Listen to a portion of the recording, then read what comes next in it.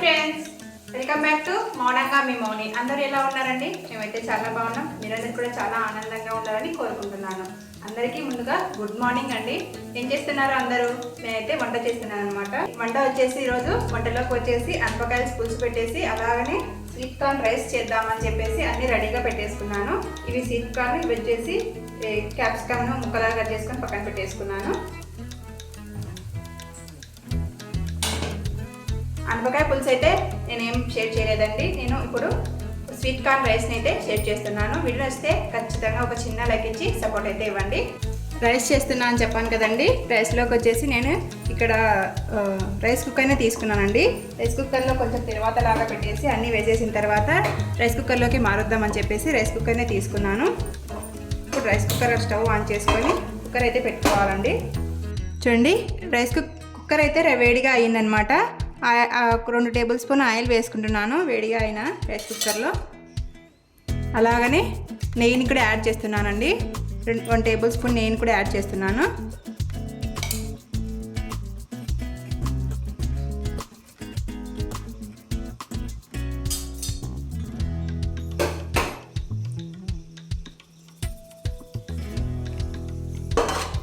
ఇందులో నేను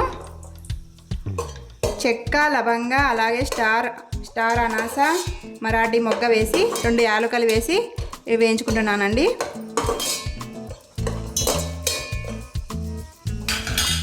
అలా కొద్దిసేపు వేగిన తర్వాత మనము ముక్కలా కట్ చేసుకున్న ఆనియన్స్ని వేసుకోవాలి. ఫస్ట్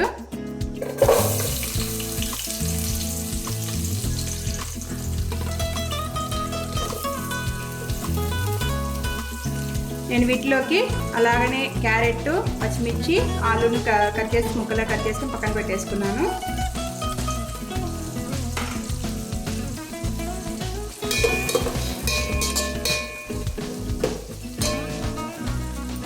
ఇవి కొద్దిగా బ్రౌన్ కలర్ వచ్చే వరకు వేయించుకునే తర్వాత మనము పచ్చిమిర్చిని వేసుకోవాలి.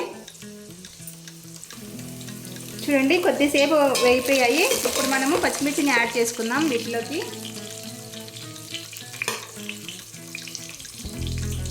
పచ్చిమిర్చిని అయితే యాడ్ చేస్తున్నాను.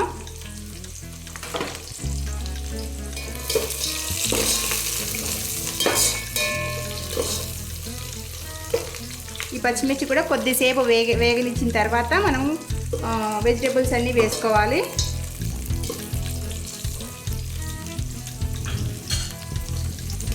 చూడండి, పోపు అంతా కూడా వేగిపోయింది. ఇప్పుడు మనము వీటిలో వెజిటేబుల్స్ అన్నీ యాడ్ చేసుకుందాం ఒక్కొక్కటిగా. ఫస్ట్ క్యారెట్ని యాడ్ చేస్తున్నాను. అలాగే బంగాళదుంపని యాడ్ చేస్తున్నాను.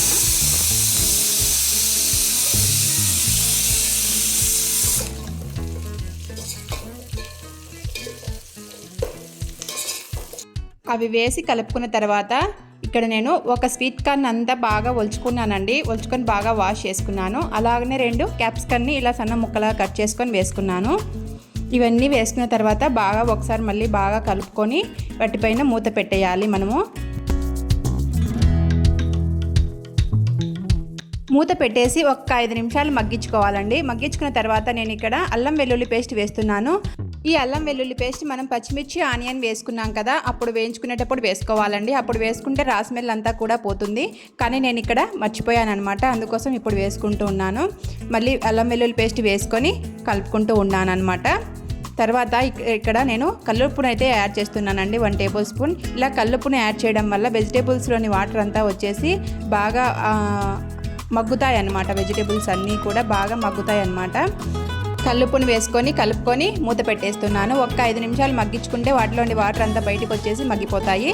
తర్వాత నేను ఇక్కడ 1/2 టేబుల్ స్పూన్ గరం మసాలా పొడిని యాడ్ చేస్తున్నానండి. తర్వాత 1.5 టేబుల్ స్పూన్ అలాగే ధనియాల పొడిని కూడా యాడ్ చేశాను అనమాట. వీటిలో ఇంకా మసాలా అంటూ ఏమీ లేదండి. ఇవే అండి మసాలాస్ అంటే. ఇంకా వీటిలో కలుపుకొని మనము ముందుగా నానబెట్టుకున్నటువంటి రైస్ని అయితే యాడ్ చేసుకోవాలి.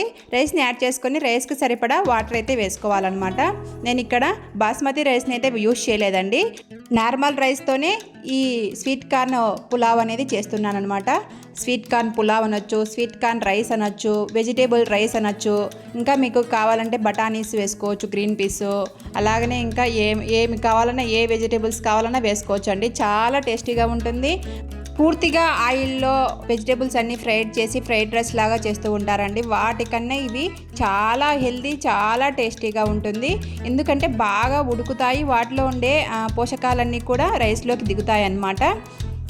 రండి, రైస్ని అంతా కూడా వేసేసి నేను ఇక్కడ రైస్కి సరిపడా వాటర్ అయితే వేస్తున్నాను. రైస్కి సరిపడా వాటర్ వేసుకొని ఒకసారి మళ్ళీ బాగా కలుపుకోవాలి. కలుపుకున్న తర్వాత రైస్లో సాల్ట్ సరిపోయిందా లేదా అని చెక్ చేసుకోవాలండి. ఎందుకంటే ఇది మనము చేసేది వెజిటేబుల్ రైస్, వెజిటేబుల్ పులావ్ కాబట్టి వాటిలో సరిపడా సాల్ట్ని వేసుకుంటేనే మనకు ఆ టేస్ట్ అనేది చాలా ఎన్హాన్స్ అవుతుంది, చాలా బాగుంటుంది. టేస్ట్ అనేది మనకు బాగా తెలుస్తుంది అన్నమాట. సరిపడా సాల్ట్ని అయితే వేసుకొని మళ్ళీ ఒకసారి బాగా కలుపుకొని మూత పెట్టేస్తున్నాను. నేను ముందు చెప్పాను కదండి, ఈ రైస్ కుక్కర్లో మనం వెజిటేబుల్స్ అన్ని రైస్ అంతా వేసుకున్న తర్వాత రైస్ కుక్కర్లో పెట్టేస్తాను అని చెప్పేసి ఇంకా ఇక్కడ నేను రైస్ కుక్కర్లో అయితే పెట్టేశాను అనమాట. ఇంకా రైస్ అనేది రెడీ అయిపోతుంది. మనం ఈ రైస్ కుక్కర్లో పెట్టేస్తే మనం వాటి దగ్గర ఉండాల్సిన పని లేదండి, ఇంకా దానంతటా అదే అయిపోతుంది కాబట్టి రైస్ అనేది ఇంకా నేను ఈ రైస్ కుక్కర్లో అయితే పెట్టేశాను.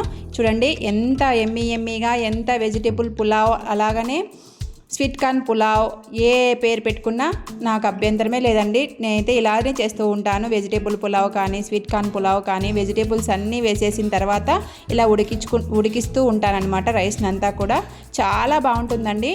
మన మ్యారేజెస్లో పెట్టే పులావ్ లాగానే టేస్ట్ అయితే ఉంటుందన్నమాట. చాలా టేస్టీగా ఉంటుంది. కూరగాయలు కట్ చేసుకోవడమే ఆలస్యం అండి. మనకు ఈ స్వీట్ కార్న్ పులావ్ అనేది ఈజీగా రెడీ అయిపోతుంది అనమాట. వేడి స్వీట్ కార్న్ పులావ్ అయితే రెడీ అయిపోయింది. పిల్లల లంచ్ బాక్స్లోకి ఎమ్మీగా పెట్టాలంటే ఇది ఒకసారి ట్రై చేయండి. చాలా టేస్టీగా ఉంటుంది. బాక్స్ అంతా కూడా ఖాళీ చేసుకొని వస్తారు. వీడియో నచ్చితే లైక్, షేర్, సబ్స్క్రైబ్ చేసుకొని ఉంటానండి. బాయ్.